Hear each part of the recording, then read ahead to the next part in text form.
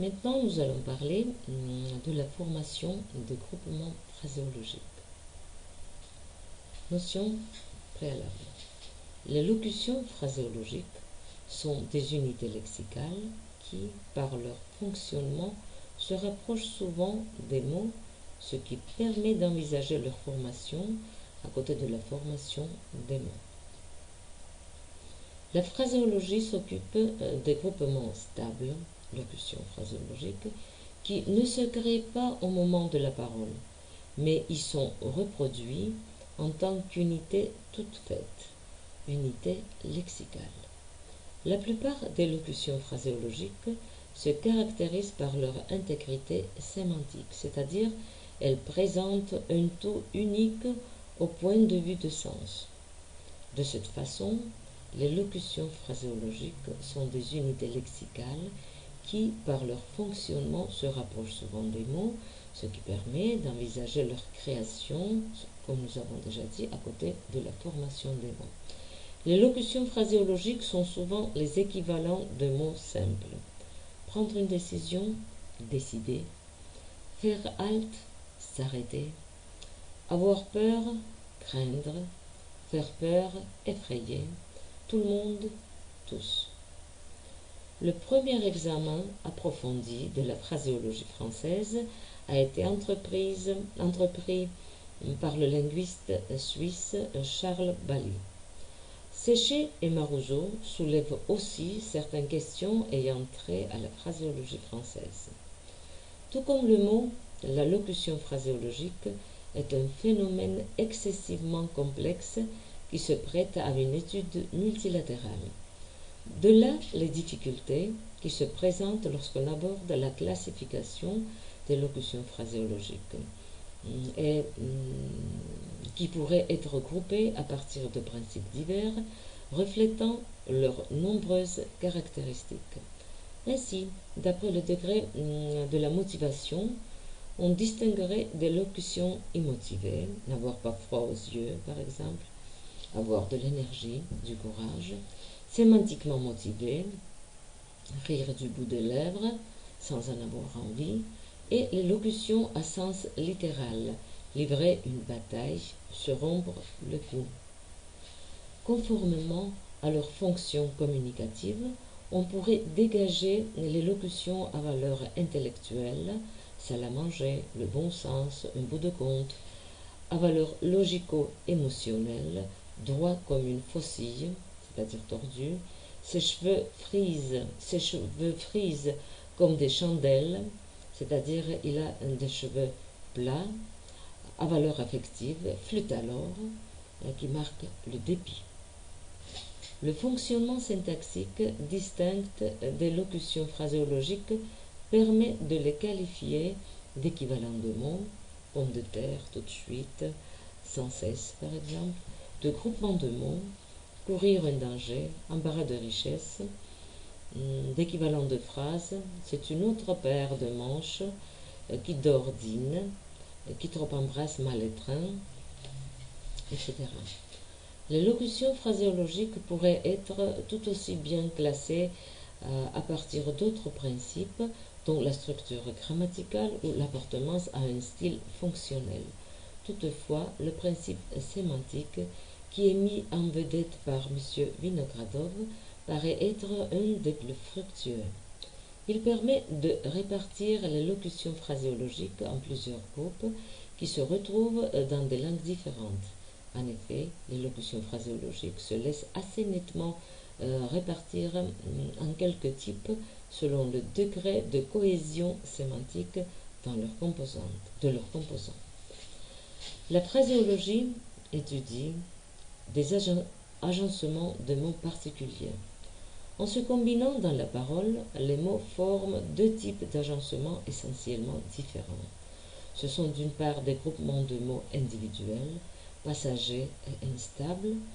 Les liens entre les composants de ces groupements se rompent aussitôt après leur formation et les mots constituants, le groupe recouvre la pleine liberté de s'agencer avec d'autres mots.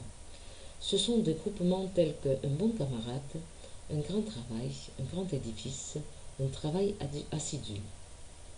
D'autre part, ce sont des agencements dont les mots composants ont perdu leur liberté d'emploi et forment une locution stable.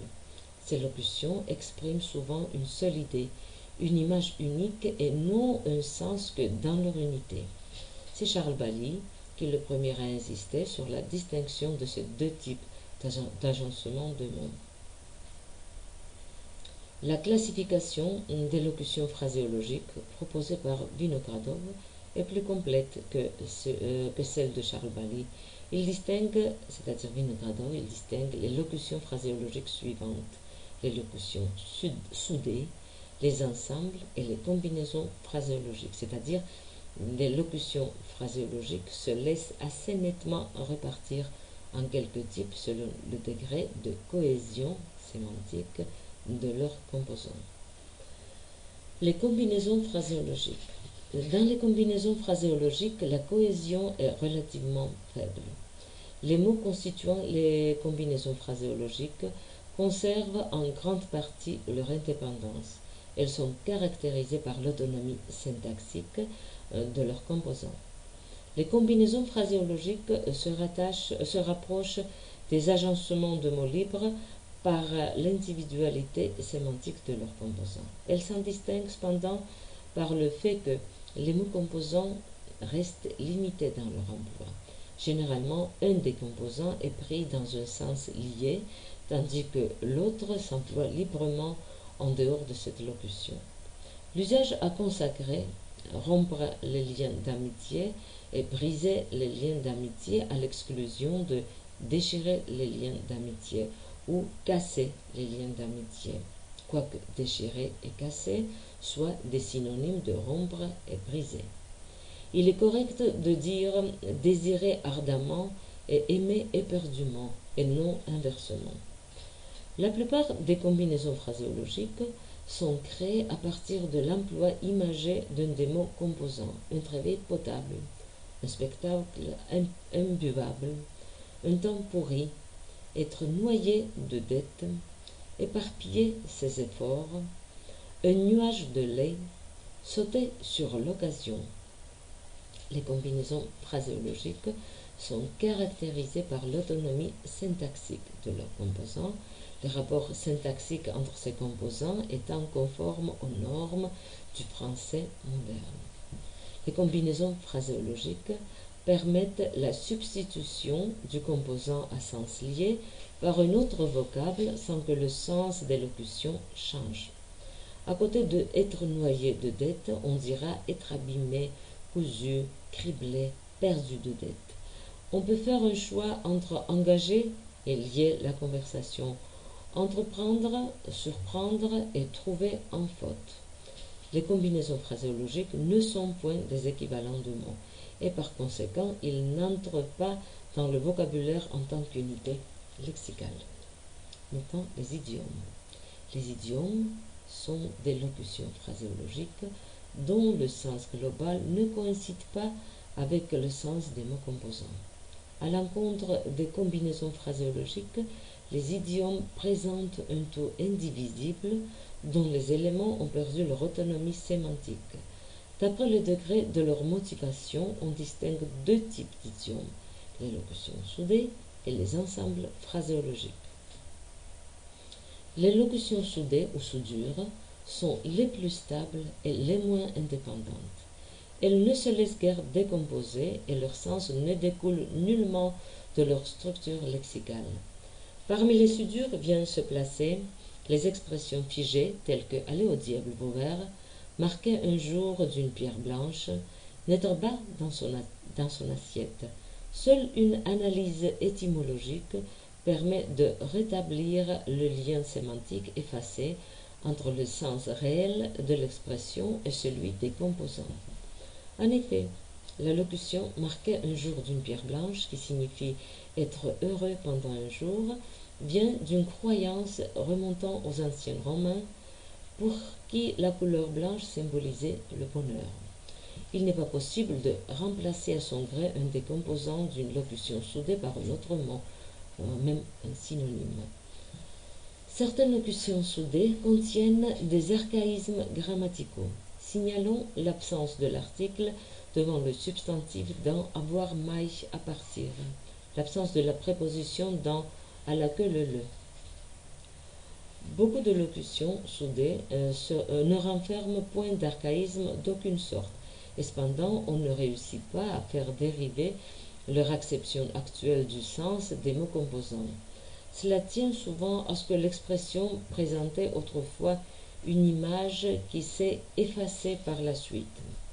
C'est ainsi l'expression prendre la mouche, qui a le sens de se piquer, s'emportait brusquement et mal à propos. Cette expression s'appliquait d'abord aux animaux, aux chevaux et aux bœufs qui trépignent, s'agitent et s'irritent lorsqu'une mouche les pique. En employant la locution battre son plein, qui à l'origine est un terme de marine, on n'évoque plus l'image de la marée, qui, ayant atteint son maximum, sa plénitude demeure quelque temps stationnaire. À l'origine des soudures, on peut y avoir quelques usages anciens, disparus. Telle est l'expression rompre la paille avec quelqu'un, qui veut dire se brouiller avec quelqu'un, par allusion à un usage antique qui consistait à rompre la paille et à la jeter pour signaler qu'on renonçait à toute relation avec la personne dont on voulait se séparer. Certaines soudures ont à leur base quelques faits historiques ou un épisode littéraire oublié. Tel est le cas de la locution « mettre au violon », dont le sens est « mettre dans une prison ». Cette expression est basée sur le fait que la prison du bailliage du palais de justice, servait spécialement à enfermer les pages, les valets, etc., qui troublaient trop souvent par leurs cris et leurs jeux les audiences du Parlement. Dans cette prison, il y avait un violon destiné à charmer les loisirs forcés des pages et des laquais qu'on y renfermait pendant quelques heures. Ce violon devait être fourni par stipulation de bail par le luthier des galeries du palais.